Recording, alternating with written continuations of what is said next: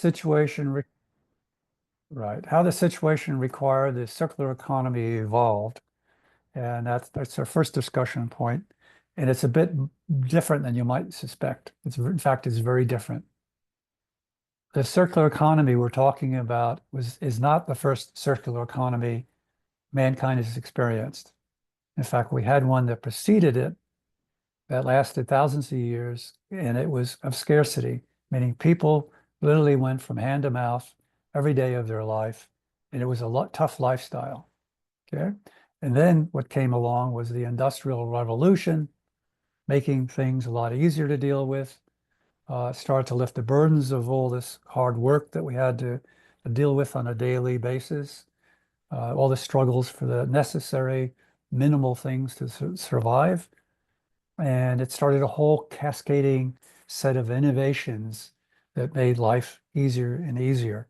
One of the more significant ones was actually the invention or the discovery of electricity, with synthetic lighting. For the first time, we could actually see things at night without burning candles or oil lamps or a fireplace with coal in it or wood in it.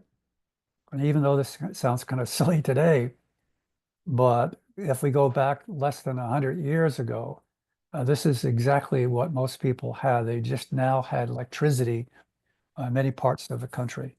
I know my father, when he came to the east coast of the U.S. Off of a farm, and this was in the 1940s, that was the first time he saw electricity. In action, he was awed by it, he told me.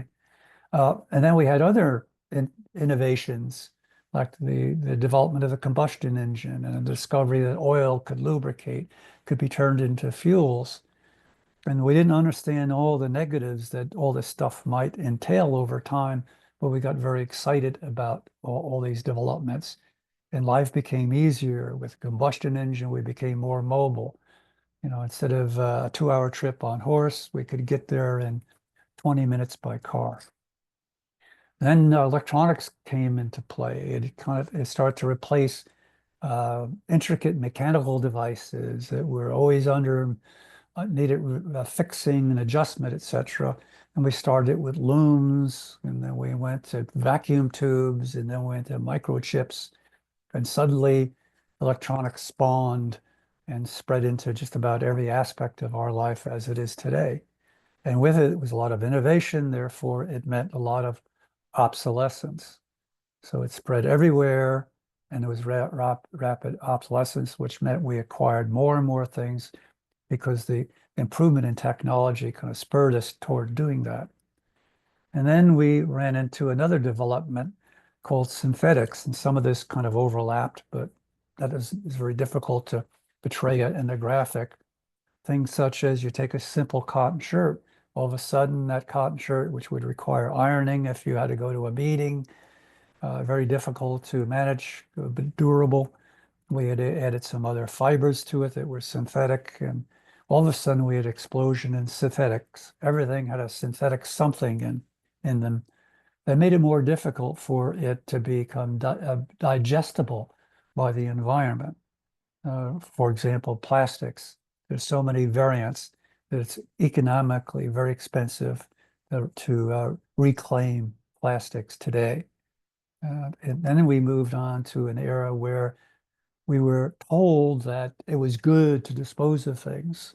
There are actually TV programs out there that talks about using your underwear and your shirt. You wear it one day and you throw it away. Okay, so we became really saturated with toys and things, and it became an obsession. And we overspent, which meant they had to overproduce, which meant we extracted more materials. But in the end, the garbage kept on rolling into the dump. And that was something that had never occurred on a scale like we have today. So that's really how the need for the circular economy developed. We're literally living in a massive garbage pile. So let me move on from there. So here's an ending statement about things in general. We know we have this problem for the most part. Maybe people haven't thought about it the way I presented it. but we still haven't stopped consuming. This is from a group called Coalition for Prosperous America, and they're really trying to stem uh, trade deficits, etc. But this is a common sight in places like the port of Los Angeles and Long Beach. Now, this is an attractive picture of it. I lived in a community in Belmont Shore, and it's very congested. And what we're doing is we continue to absorb more and more goods, and we continue to not only utilize them to their fullest, we dispose of them prematurely. So that's part of the whole picture of why we're in the situation today where we're revisioning what a circular economy would be like, which is whatever we make, we continue to use until it's absolutely positively totally useless and can't be used any longer. Now, the folks that have been invested in developing this approach, this way of doing business, they have a mantra, and a mantra is a kind of a war cry. It's something from the inside, and I'll go over what that is. But to understand it, you have to look on the left to the whole situation in our current style of conducting business, that we extract materials from the earth, we make them, we use them, and then we dispose them, and they go to waste. That's the linear economy. And that's why that trash pile is getting bigger and bigger and bigger and bigger throughout every dump in the United States and worldwide. The circular economy, of course, talks about repurposing things, maintaining things, and keeping everything at a high value. The circular economy really is not wasting anything. But the mantra really starts. Let me see if I can get this thing to actually move. The reason why this becomes important and this mantra has developed is that not only is the garbage piles increasing, and all this waste of energy and effort and health for our community. But since the year 1970, our extraction of from the earth, the minerals and etc., has increased by 400%. A 400% increase between 1970 and 2024. Never in history has mankind extracted this much from the earth. And at that pace, it's not sustainable. And by the way, anytime you see down at the very bottom, anything underlined and in blue, um, it's a hyperlink that will take you to an article or to a thing we call a curated library, etc., where you can find out more information and do self-study. And we'll get into what the chapter offers beyond just the normal study items. Now, to complicate things, from this tremendous increase over the last 50 years, it's going to get worse. The UN study was done, and they said that from that high baseline that we've just arrived at in 2024 or 2020, I believe it was, that there will be a further increase of 60% above and beyond that from that baseline. So we're getting into a serious critical issue. And if you look at this hot link right here, that is actually access to a national tracking of critical minerals and materials, and whether or not we will deplete them and have things we can't enjoy today because we've overconsumed. So the extraction side of the linear economy is actually killing us slowly. And the extraction itself, it's not a very clean industry, extraction. It has a very big GHG protocol, that's the emissions. A lot of heavy equipment, burning diesel fuels, etc. So it's dirty getting it out of the earth. And of course, as we're consuming too much of it, and that's not good because we can run out of some of it. It not only has it interested governments who track it, and they don't necessarily talk about it, but in academia itself, in the university level, they're also tracking this, because if you teach chemistry or other related topics, you can see that we have issues, and they also are concerned about the high level of extraction of key minerals. There's examples now. We discovered rare earths. We virtually do not have mines in North America, so we are the we're at the mercy of those who have uh, rare earths components or minerals available, and we don't for electronics and advanced devices that we may want to manufacture.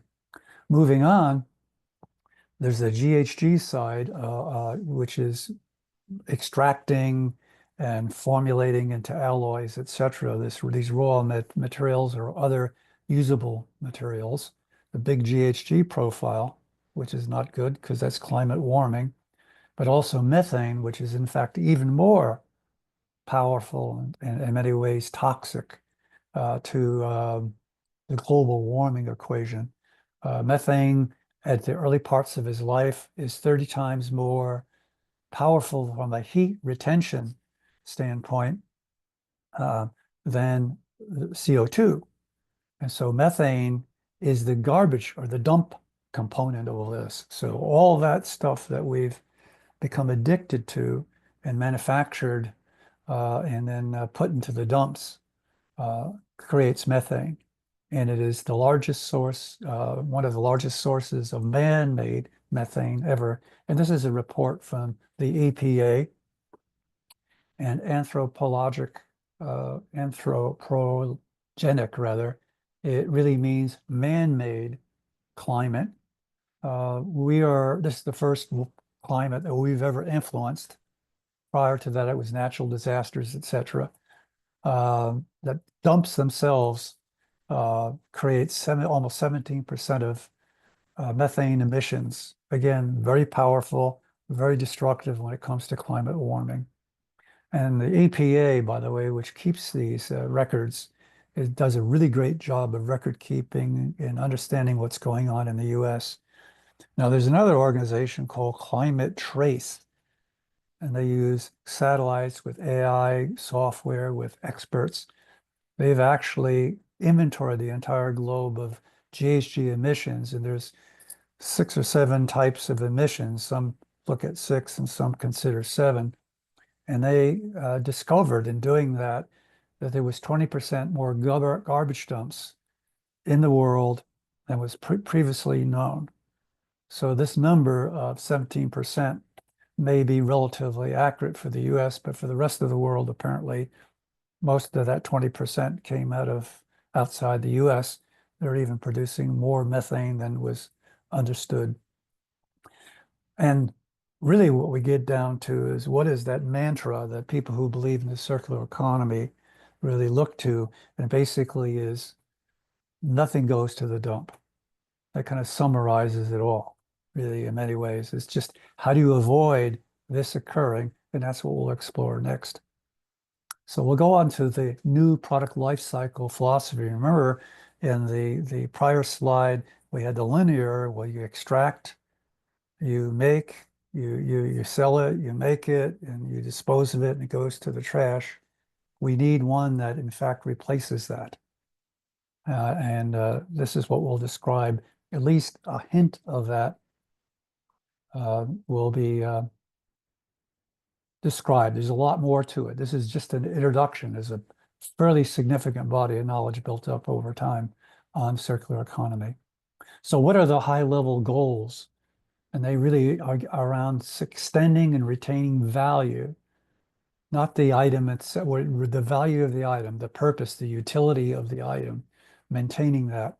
And some of the considerations at a very high level are is to keep the economic cycle of manufacturing objects as high and as long as possible, make it available as a useful item for a very, very long time, as long as possible. But there are steps that you can do that we'll go through that keep it useful to us without more extraction, more garbage, more methane, etc. The next one really is to maintain existing resource investments. If you look around in parts of the Midwest and up in the area where automobiles used to be centered, the auto industry, you see a lot of shells of factories, etc., abandoned. You would not do that in a circular economy. You would maintain existing resources. And in fact, if you had an abandoned resource and you say facility, you would not necessarily go to a greenfield build mentality, meaning I'm going to knock it down and or I'll build elsewhere. You'd look at the infrastructure that was built to support that building and make an evaluation then.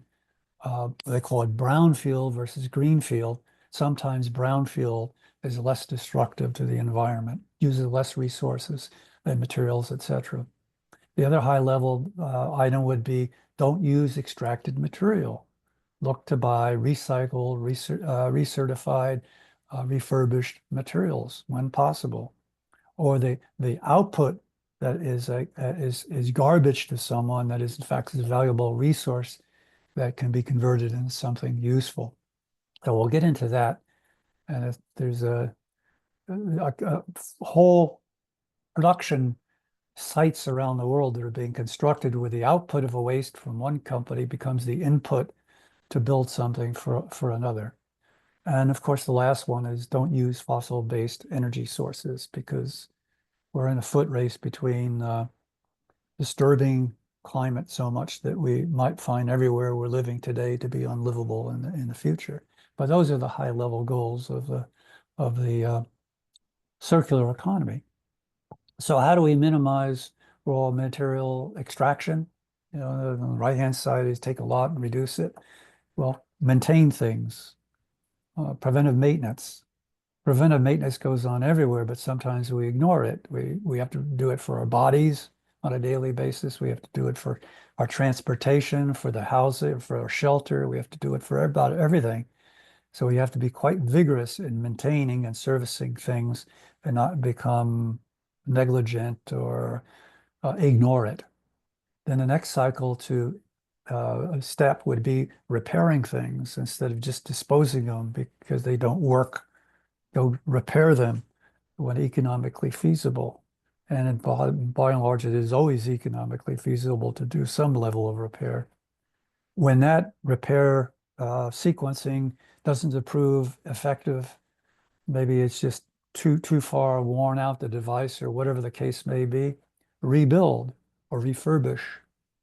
In fact, I have a printer right now that is a refurbished printer. I have a transmission in my car that's refurbished. I just, buy goods that are refurbished because it's less raw virgin material that's been extracted. Disassemble, salvage, inspect components, and or recycle all standardized materials. Remember we talked about synthetics in the first slide when we did that whole history of the first circular economy and the evolution since then to now. Well, for us to have a circular economy, we have to agree on standards of materials so that they are recyclable. And there's some ways that you can see that that's being tracked right now. Systems are being put in place to help make that happen. So the next part of extend and retain philosophy for life cycle management is looking at what is the value creation. And the first part is really using less material to make something. And I'll get into a few examples. If I use less material to make it, there's less extraction, there'll be less waste. So use less material and question the use of certain materials. Now, using less materials, I'm an advocate of and really fond of one engineering company who looks at and examines on behalf of customers the cars they make or complex devices they make or the cars of their competitors. It's called Monroe and Associates, and they tear down the cars to every nut and bolt. And they have experts in every part of engineering, look at everything and make a determination as to the quality, the durability, the elegance of design, the value, etc. And they will then, if it's a private contract, that's private to the company that asked for it. If it's public, they say, okay, they will sell that whole study to anybody who really wants to get their hands on it. So it's that founder was asked, what's the best screw you can buy? It's talking about screws. We use screws in a lot of things and bolts and whatever. And he said the best screw is no screw.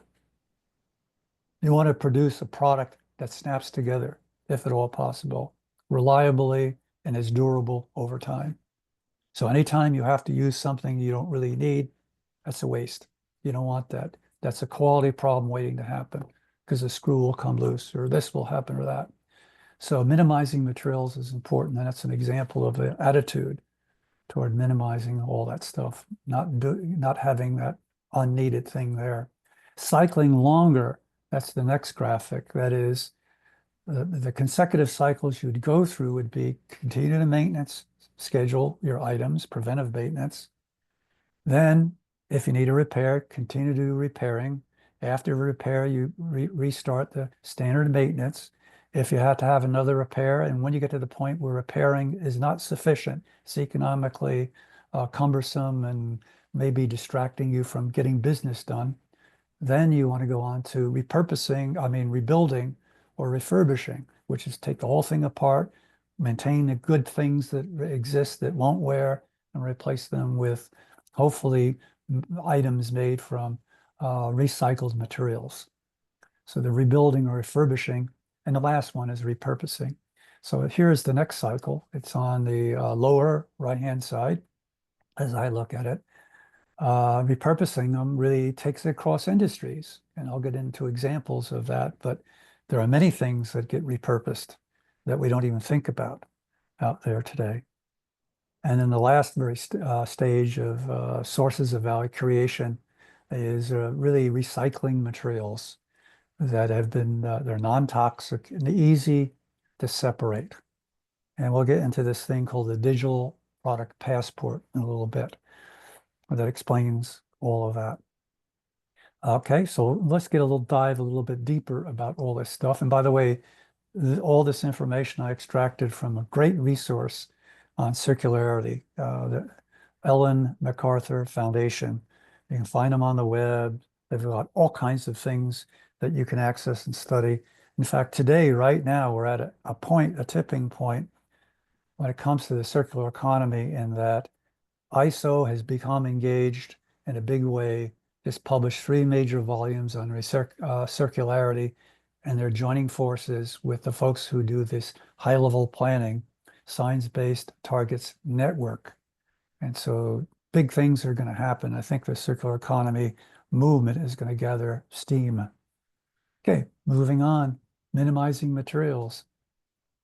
You could start with something like first principles thinking. Now, I haven't studied in-depth first principles thinking, but it basically says you decompose something and ask, do I really need all of that to make something work?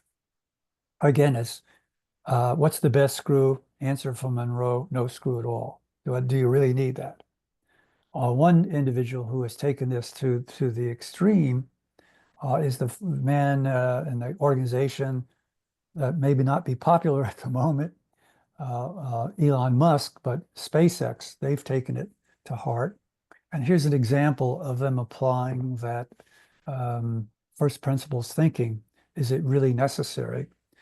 What you see on the very left in 2019 is a Raptor engine. That is the engine that is slated to lift. It'll be 28 engines in one rocket that will take people to Mars. That's the mission. So this is the one of the motors, rocket motors, and they're huge, by the way. You know, it looks small on the screen. They're huge. That was built in 2019, is originally engineered. Here's the latest, not the latest version, but the most recent one. There's a new one about to come out in 2024. Now you can notice that it is substantially smaller. More things are actually cast or kept internal to minimize damage. So you can see a minimization of material taking place here because of the first principles thinking philosophy.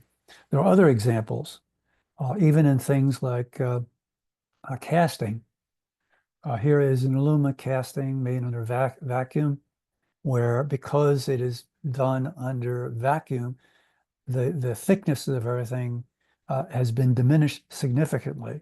So the weight of the item and the needed material has been the amount of material has been reduced substantially, and it holds good dimensional integrity and is dramatically stronger than even the heavier predecessor was. So that's another example of weight reduction. Take weight out of things, use less material. Here's one. This could be either the front end or the back end of a car. Again, it was innovation that has completely disrupted the automobile manufacturing sector in that this one casting made by a turbo casting, replaces about 200 plus parts that were of different materials that were soldered, glued, riveted, screwed, welded on. And it's one single piece, aluminum, very durable, dimensionally very stable, uh, uh, rugged, etc. This replaces all of that. So all these points of failure, future quality problems, potential quality problems have been eliminated. And of course, what he does is in their manufacturing now, and everybody's adopting it, Toyota and GM, that front and that back, and then the battery pack is a structural part. That completely is revolutionizing the way cars are being built today. And by the way, I gave you another source, hot link. When you get the PDF, you can link on it, click it, and it'll bring you to the web and fetch that source for you to review. Moving on, the number of cycles within preventive maintenance, you just keep on maintaining by the book, by the book. And in fact, if the book is wrong and you needed to do it more, you do it more. You keep on maintaining all the items. The repairing side, and this may not be a very modern picture, but I just found it exquisite.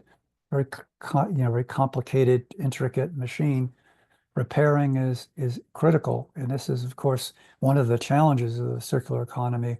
We have to now school individuals to restore that craftsmanship-like ability that we've lost in our labor workforce. But repairing is very critical.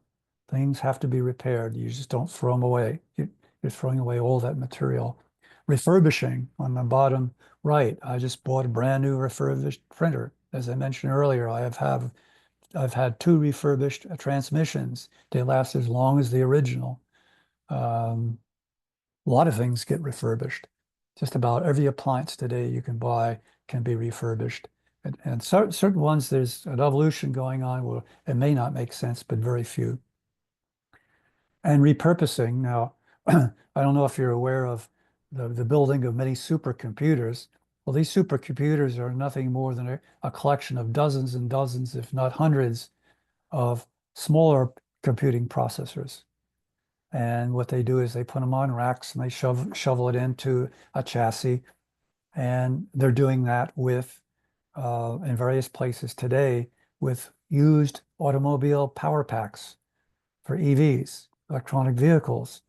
And as long ago as a decade, UCSD, the university, was getting power packs donated to them by BMW, and they were putting them into racks to store the energy that they could buy cheaply at night from the utility, and also that they could store from their uh, uh,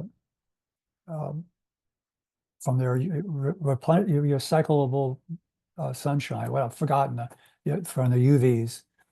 Um, And this, by the way, has become commonplace.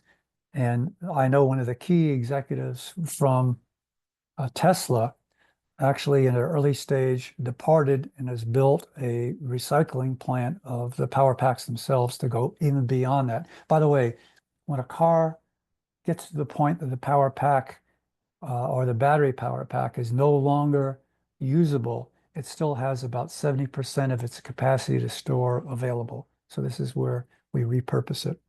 Didn't explain that very elegantly there. I apologize.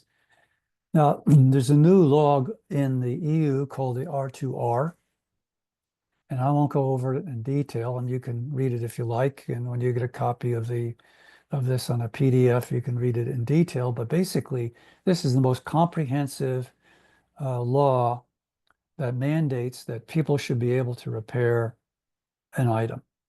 I use a Mac and I detest the fact that I can't get in and change the amount of memory. I can't change the drive. In the EU, that's illegal. Okay, it's changing. It's going to change things. So the right to repair is there, and they've created laws. And when you read the details, you'll see that they are very accommodating. They are not restrictive at all. In fact, it's very pro environment and pro consumer and actually pro manufacturer. Sources of valuation, get down to the last part here. You know, we covered the using less materials. Then we moved over to this whole cycle of maintain, repair as needed. When it becomes not particularly feasible proposition, refurbish or rebuild, and then repurpose. But then when we get down to another one, which is cascading across industries, and that is the output of one becomes the input of another. And in fact, we use that with the battery packs that UCSD was using. But there are many materials that, in fact, can be uh, brought across to other industries as waste that becomes an important input to their manufacturing process and to their products. So the next part that we'll get into really is the one about recycling, non-toxic, easy to separate. And this requires the build out of infrastructure. And that's occurring already in the world, more so in places like the EU than in North America. But actually, that's been occurring at a lower level in North America for quite some time. But here's an example about, again, I borrowed that from the Ellen MacArthur Foundation. Here's one from an ad. This is their website. And what they do is they connect people who have waste with people who need that waste to make their product, period. So it's a marketplace. They've established a marketplace, and they will go out and negotiate and create contracts and pair up companies, one again trying to get rid of waste and the other one trying to buy the waste. So they'll figure out how to make that all happen on their behalf. And they're very conscientious and idealistic. You can just see the choice of words. For example, under the join the circular economies network, contribute to the networking of virtuous companies, meaning people care. People care about the environment, care about what their children, their grandchildren will inherit. So, but anyway, this is going on right now. There's lots of activities, and I'll get into one just in a minute here, that are doing this, and this has to be done on a grand scale. And it's going to take perhaps decades, but it has to start now because it requires collaboration and a lot of rethinking and re-engineering, a lot of project management, etc. One of the things that's being tested in the EU is the digital product passport. And it is going to have all the characteristics of an item electronically stored, even down to the serial number in some cases. And that means that when I would go for an iPhone and I'm trying to figure out what does the iPhone Model 10, I forgot what they actually called the Model 10, they had a nickname for it. What are the items in it that can be recycled? That the digital product passport will know what items in it and what part numbers they are and what is the recyclable material in it. It will know that. And so people could start to hunt for and capture all the supply of used iPhone 10s to get the hidden gems, all the value hidden in it, so it could be repurposed and reused. So it's called the Digital Product Passport. And I wanted to add a few more things here, but I think we're going to probably have this as a 1 hour webinar going over all of that. But they're piloting certain industry segments and product lines right now in the EU to make that happen. Some people, if you look at it, again, there's a hot link to get there. They talk about 700 data fields. It won't be that much because every product will have some level of complexity while others will have very little. Okay, here is one that is really up to date. We're talking about recycling and creating communities to recycle. This is from WRI, These are the authors and owners of the GHG protocol.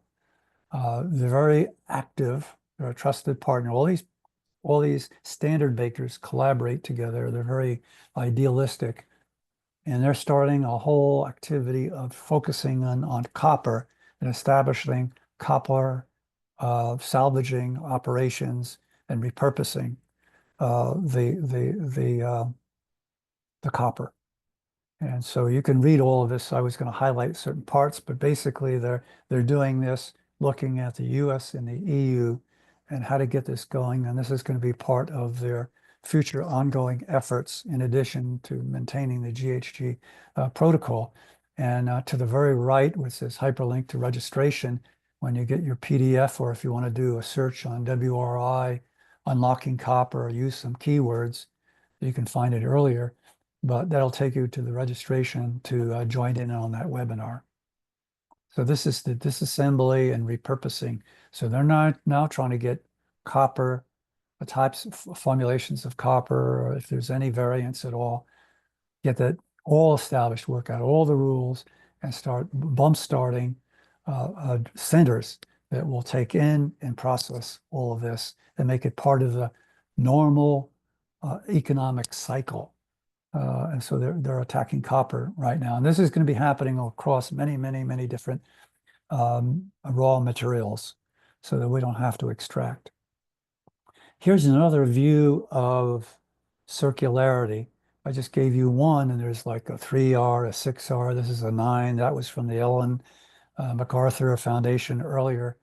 Basically, they're all the same. This is a pretty elegant one. In fact, the article that I extracted it from this, at the very bottom, it says source.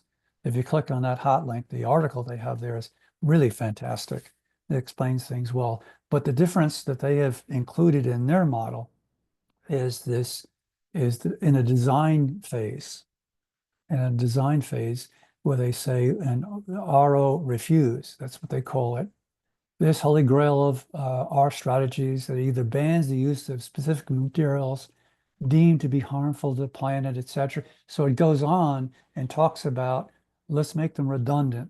Let's stop buying them. Let's replace them with something if necessary, or design them out of it being needed. So just by sheer forcing them out of the market, forcing it out of the marketplace, will make for a better environment. So that's one of the steps.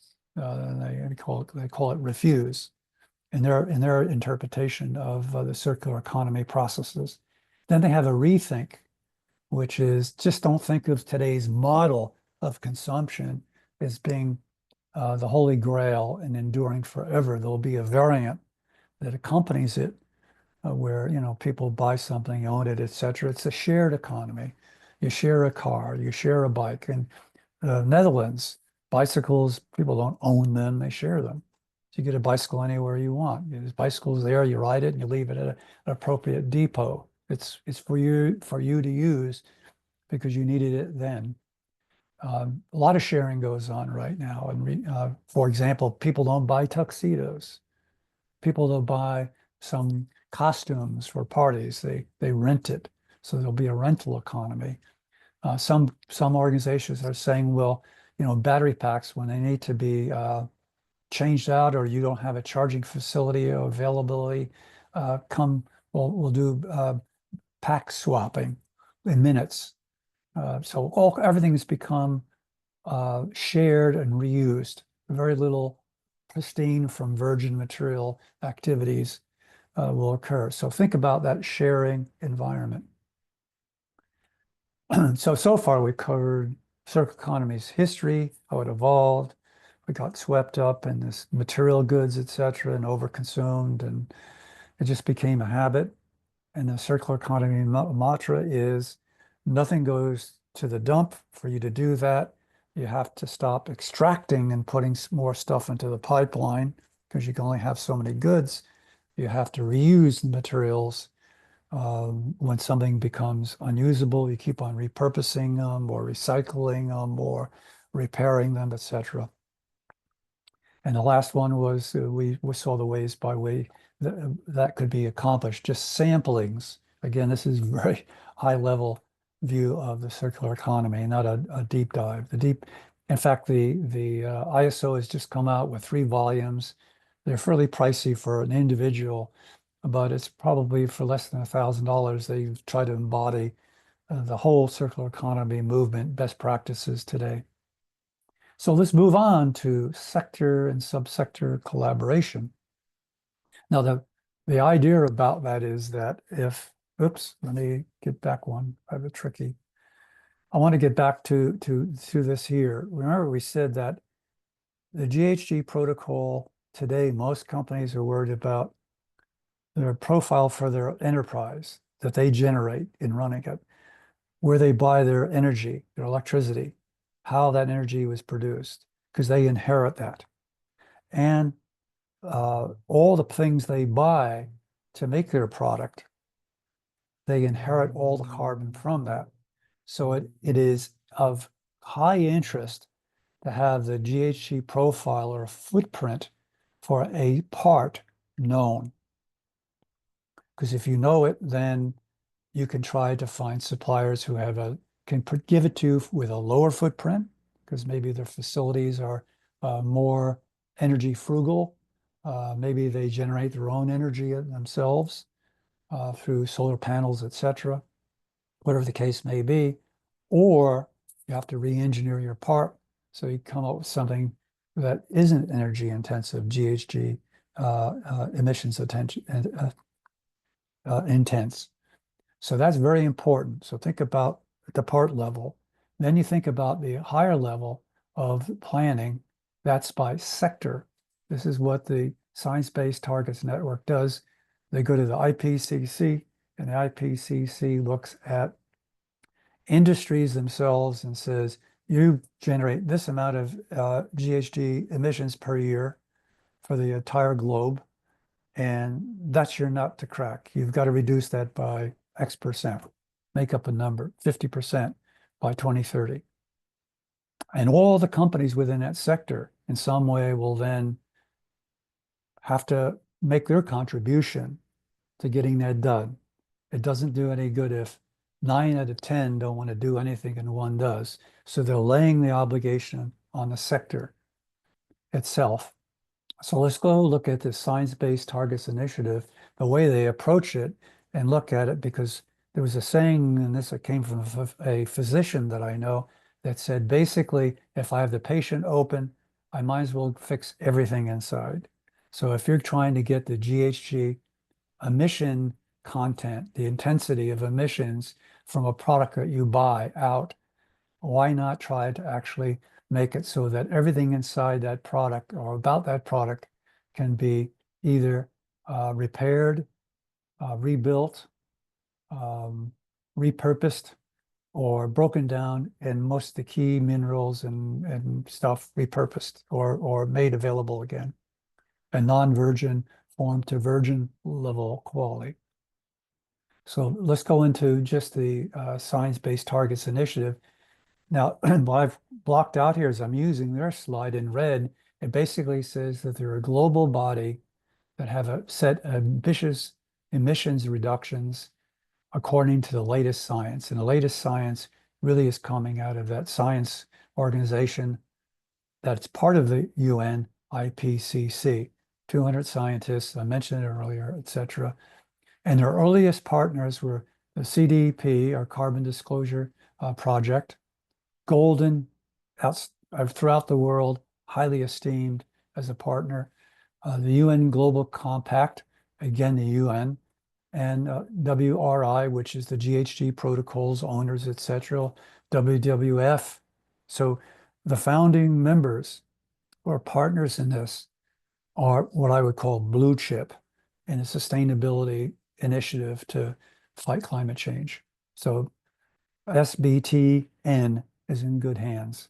So this is the way they operate. They are imitating. If you look at this the diagram here or this drawing, this is the IPCC's view. This is this science arm, and they come out with studies about every 5 years. They do a lot of research because climate is understanding the climate to the degree we need to understand it is ongoing investigation. So they've broken it down, and then science-based targets has broken it down to a more granular level. And of course, there probably is even more of that needed. So these would all be sectors. These are sectors. Anything that would deal with industry or rail or maritime or aviation would be part of transport. So they keep on breaking it down.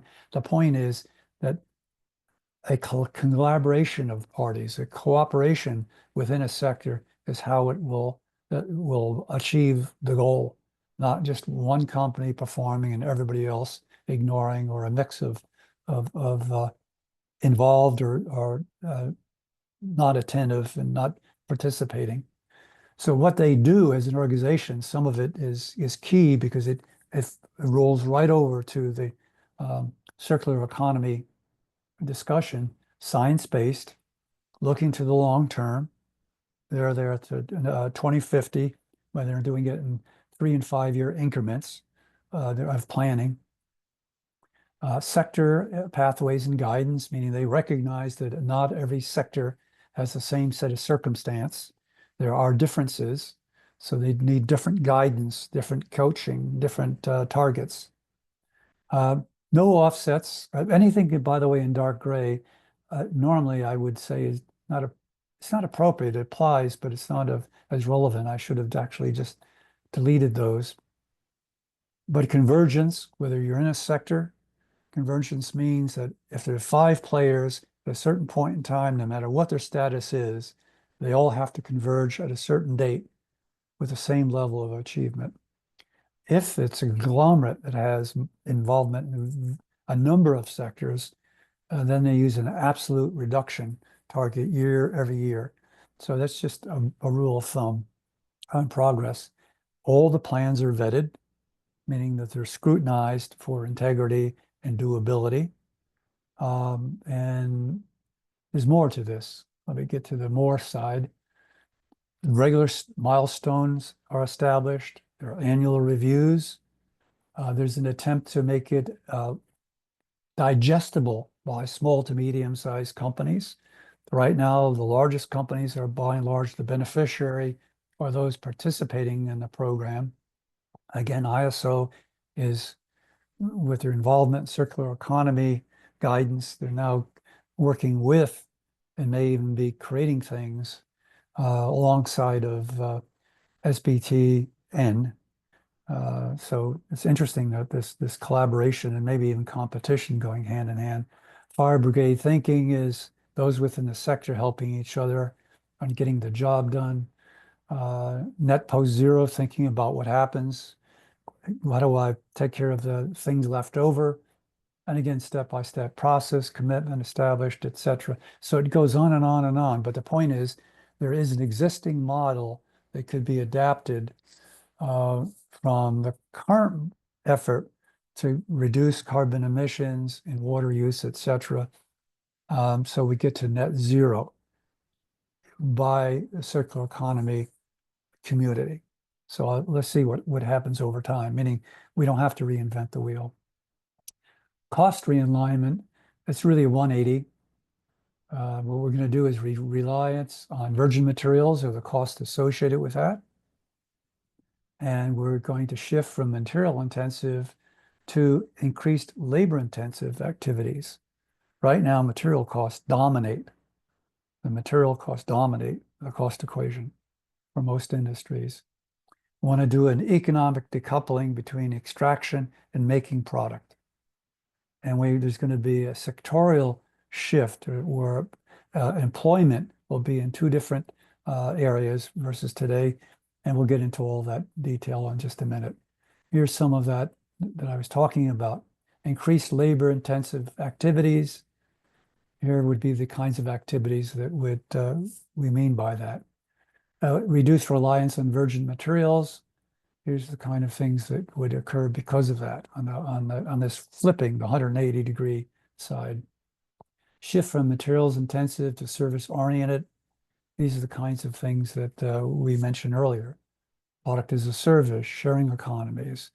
If I'm a robo-taxi, I probably require more maintenance because I'm working in a drive mode, maybe 90% of the time, where In our current model of I own it, I drive it, I go to work, I come back, my utilization of that vehicle is very small, so I don't have to service it as long, but I cloud the whole freeway and everything with vehicles. Uh, Sectorial shifts, there would be a shift in really some of the trades things that we gave up. We always insisted everybody get a a bachelor's of science or a master's degree.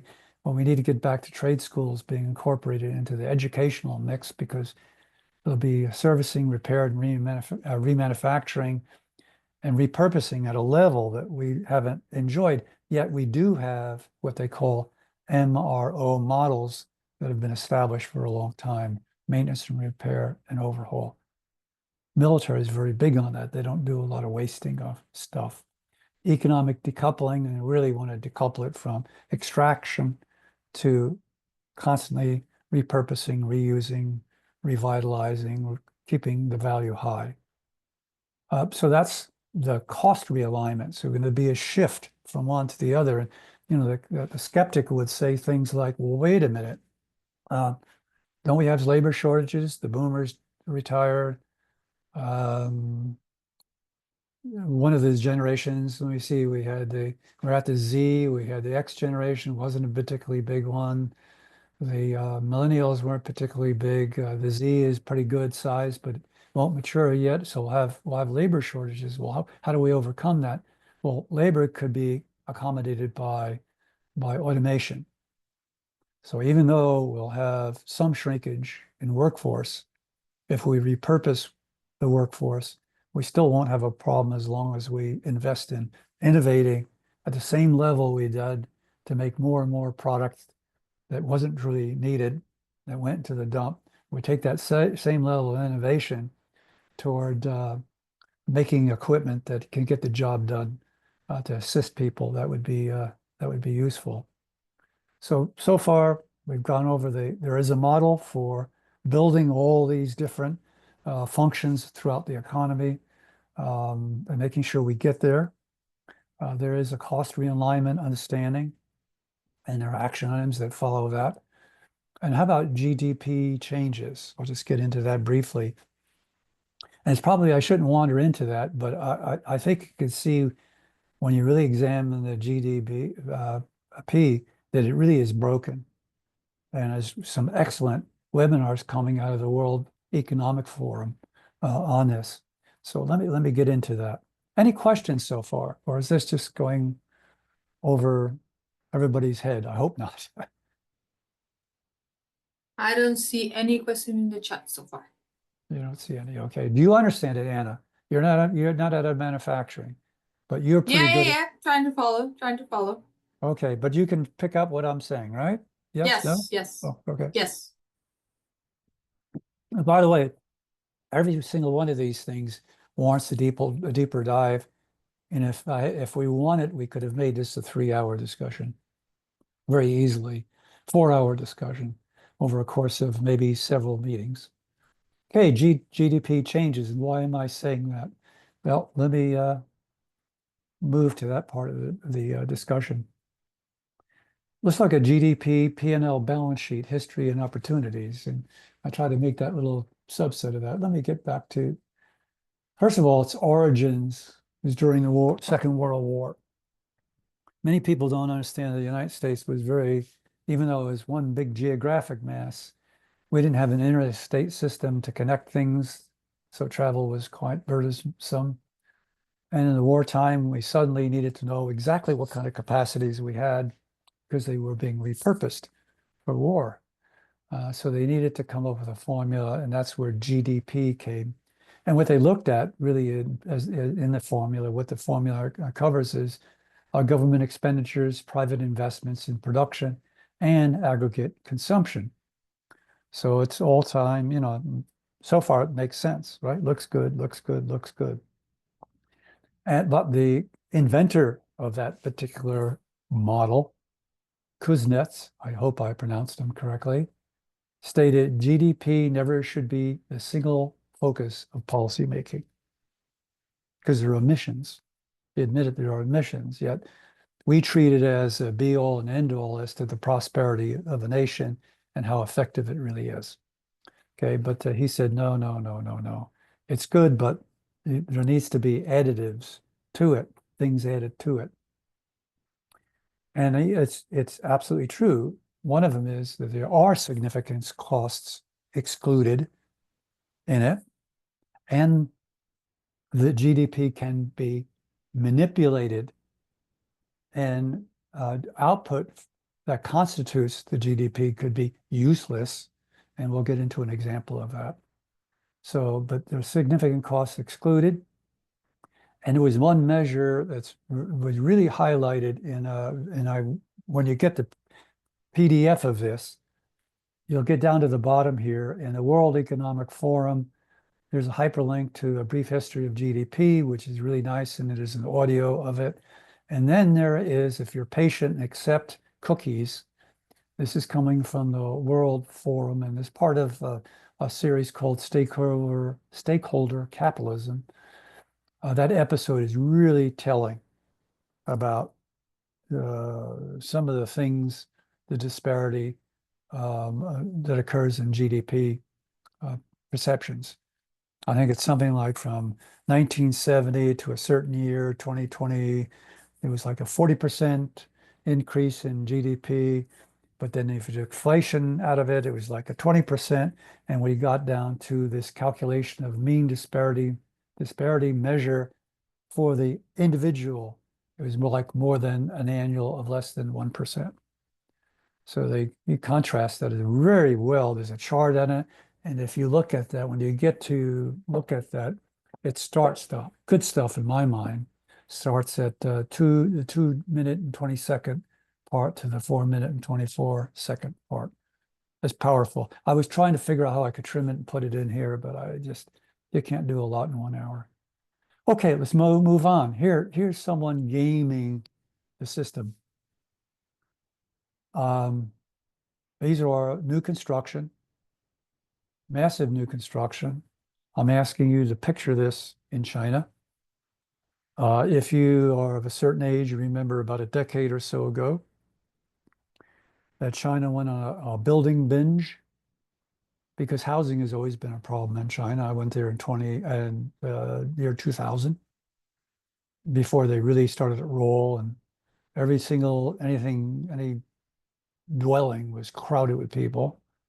So they went on a spending binge that was so strong that concrete, lumber, and steel prices in America for construction and worldwide were through the roof, to use an expression. It was crazy. It disrupted the whole world economy on construction.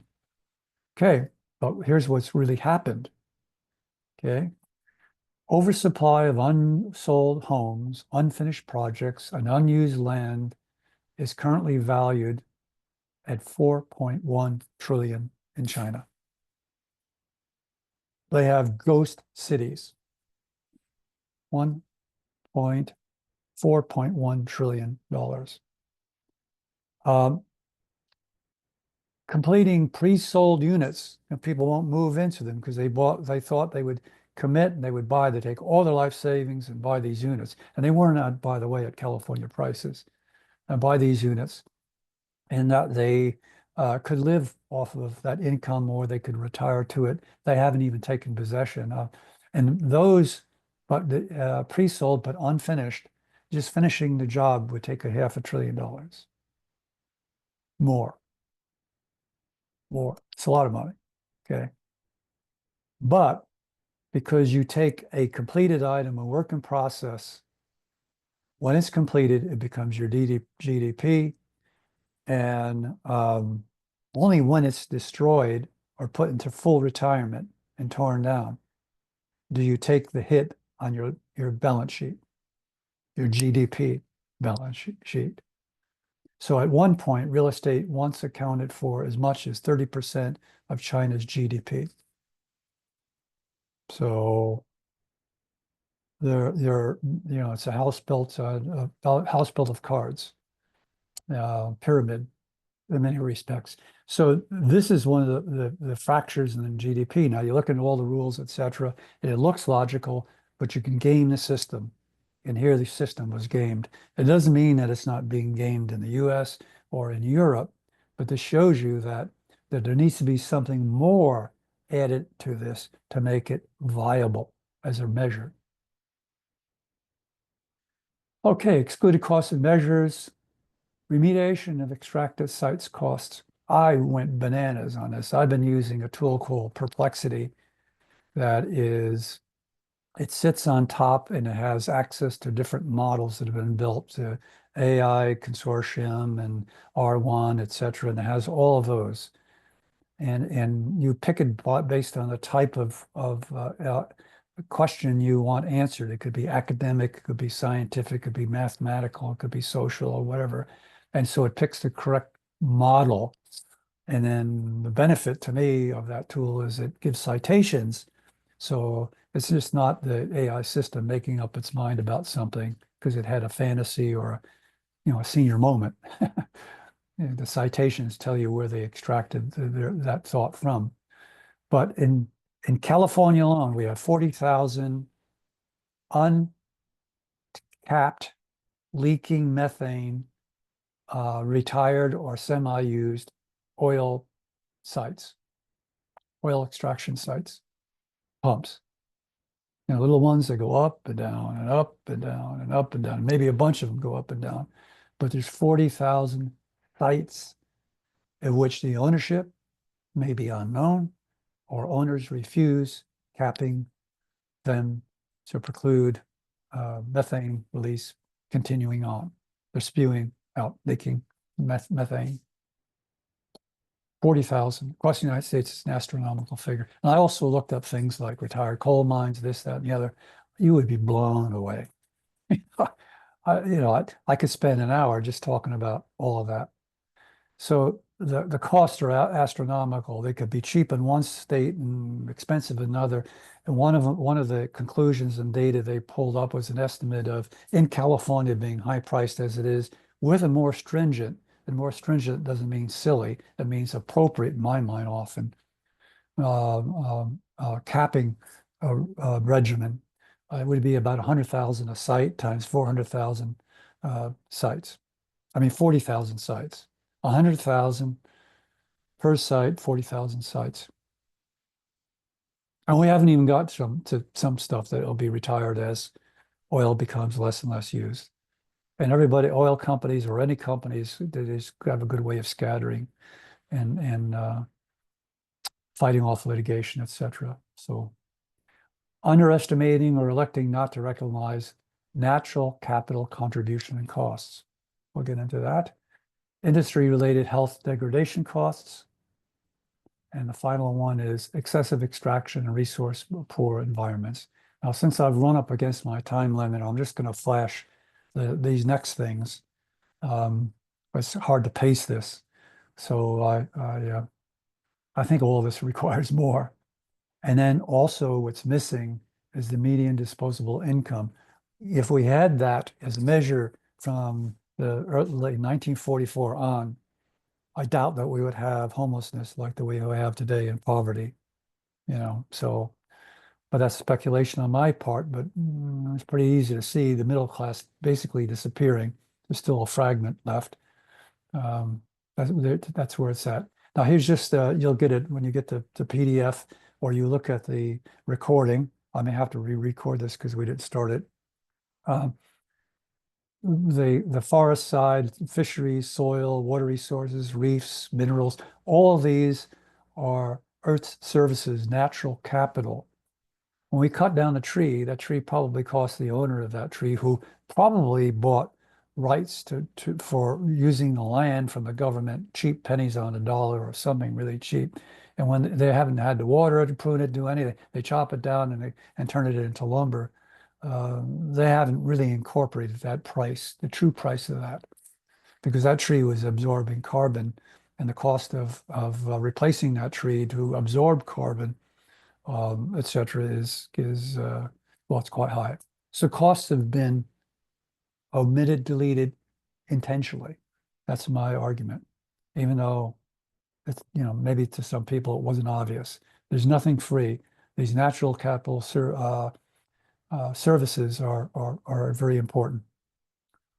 Uh, just to go through of what we covered in this hour and 15 minutes is the situation about how we got here. And we all were addicted.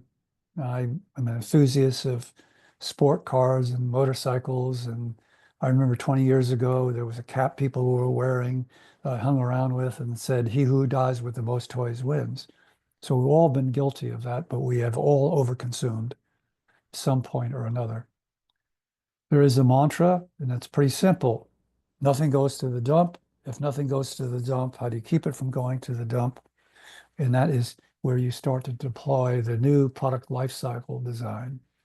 You extend and retain value as high as possible for as long as possible. And there are various ways of studying and understanding that.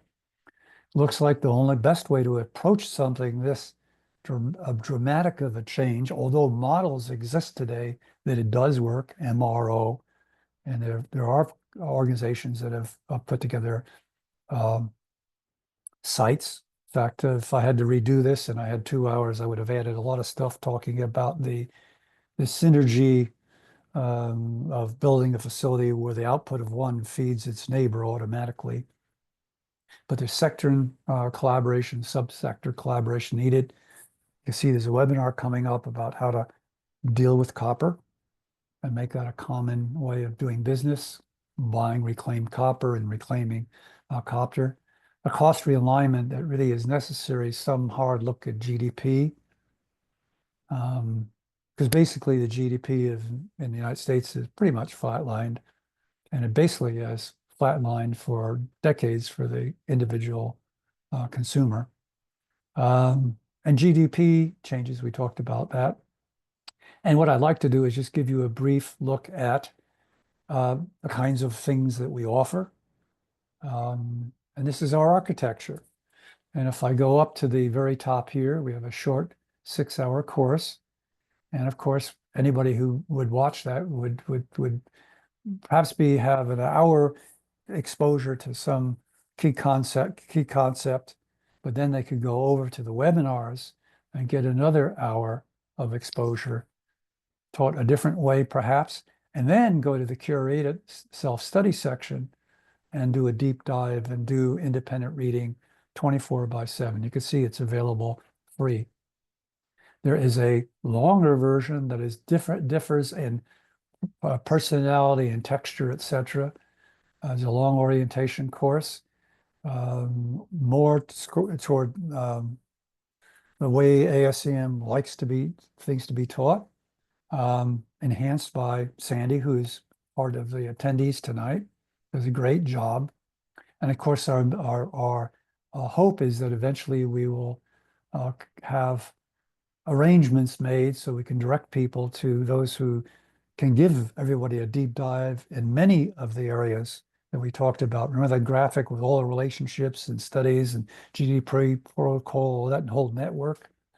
All of that's a body of knowledge that needs to be studied, and it doesn't occur in an hour or two, etc. And then we have one item coming up. It's our prototype. We'll be a participant in the annual conference that the chapter is putting on in May 30th. More information to follow. I encourage you to go to the website.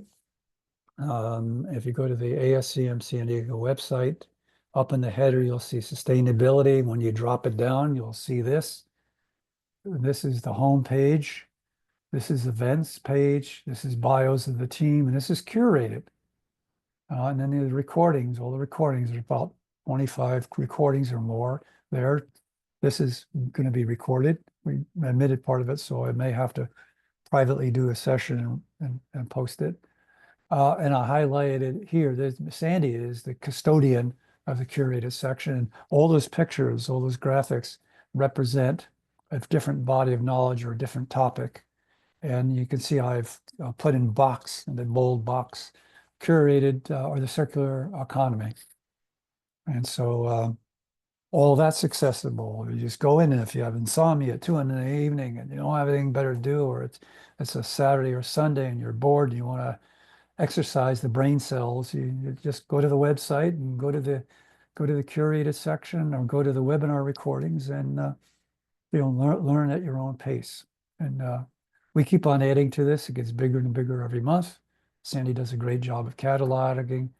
He has Anna is the one that's responsible for getting it in there, and some of the portals. I'll use the word portal for picture is quite deep with information. So that's it. And I guess the next slide up is really some practical advice. There is a really nice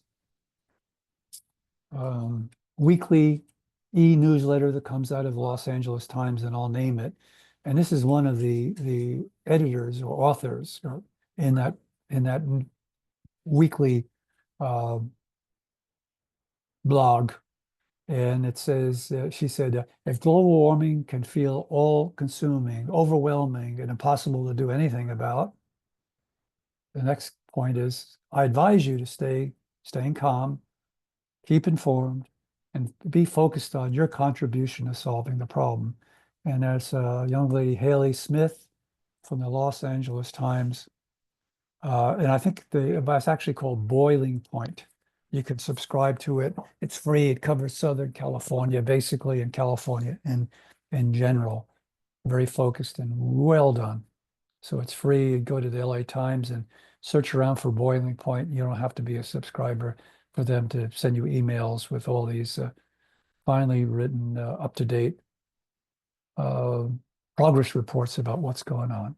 So thank you for attending. We ran a little over, but hope to see you next time. And you know where to go for all your information, or at least how to get bump started in any area of the body of knowledge on your sustainable journey. At any rate, anybody want to say anything? Preston, Yeah, Preston, sorry. We have one question, if you can answer very quickly. Stephanie had a question. sure. When you were talking about China and Chinese homes, she was asking, why are the China homes not sold? Because they're not finished or they cost too much. I heard that they're not made very sturdy. Well, it could be a number of factors. One, when I was there, housing was clearly a problem. I lived internationally in 3 different places, and before I moved, I always went for a week and did a walk around every day. Scandinavia, I walked around Stockholm for a full week every day, 8 hours walking.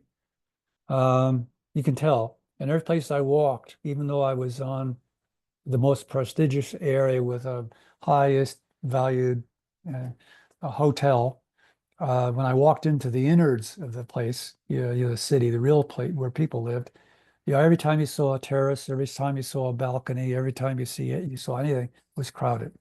Everywhere you went, it was crowded. And even my hosts were considered wealthy. He was a retired Canadian ambassador, and his wife was at the director level of an American company working out of Beijing. She was working out of Beijing, and even her, she had her whole family there. So the one house, and there's like 10 people or something in one house, but that was the norm. So clearly there was the appetite for housing, and then this rush of money came into China, and everybody became very and embracing making deals and buying something that they thought would be valuable. Plus, there's also some thoughts that the Chinese have not kept very good handle on their actual population. Some people that because of the one-child program, that they may be off as much as 300 million or more in population, meaning less. They have less than their stated 1 point, whatever it is, billion. And because they have this big lag in between the individuals that can buy, you have this buying band when people have enough money to buy. You can't buy when you're 21 because you haven't earned enough. And you have to wait till you're 30, 40 years old and start acquiring something. That band is very, very, very narrow in China because of the one-child policy. So that may be part of it. So their numbers are suspect on population size.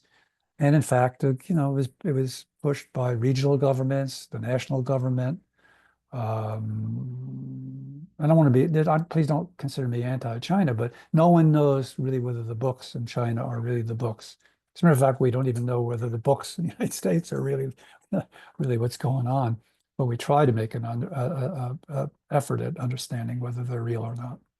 But China has been an impoverished nation for a long, long time. Big population, impoverished.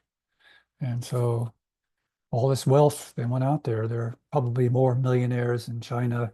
I remember, I forgot what the count was around the year 2010, 2015. Huge number, sudden millionaires. But their attractiveness was this inexpensive workforce who's now aged and priced themselves out. And so multinationals and others who are looking for products to be via cheap labor, they've moved elsewhere or are starting to move elsewhere. I don't know if that's a good answer, but Thank you, Preston. Yeah. There's only one more that I see in the chat is, do you think US will implement the R2R law like European Union? probably not for the next 4 years. I don't think so. Realistic, I don't think so. Maybe California. California has laws. I didn't look into that because I would have known, because the laws in California are pretty good, but I like the idea of seeing it not for a population of 40 million, but for a population well over 300 million, over diverse languages and customs, etc., for them to implement a law that fair and level and common sense. Just I felt pretty moved by it, and I just wish right now that, because I love a Mac, but I'm hoping that it's soon that maybe the new one, the new mini Mac, the Cube. I understand people are adding different drives and stuff, so they must have made it more accessible for repair and upgrading, because I just don't want to buy anything new unless it is repairable and upgradable. Anything else? Perfect. No, Any? those were all the questions, but I guess they can contact us in case they have more. Absolutely. Absolutely. So if anybody wants to hang on, I can hang on for another 5 minutes or so, or 10 minutes for discussion. If not, have a pleasant evening. I'll just hang out for 5 more minutes or so. See you next time. Thank you.